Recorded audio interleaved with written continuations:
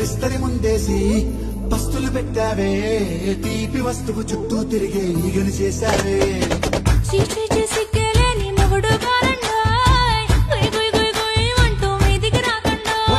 గంపెడి పిల్లలతో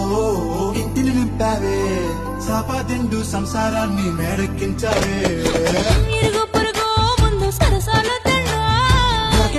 పడుకోరే కుక్కలాగా మీ వాళ్ళు ఏం చేస్తాం ఎక్కేస్తాం ఇట్టాగే డాబాలు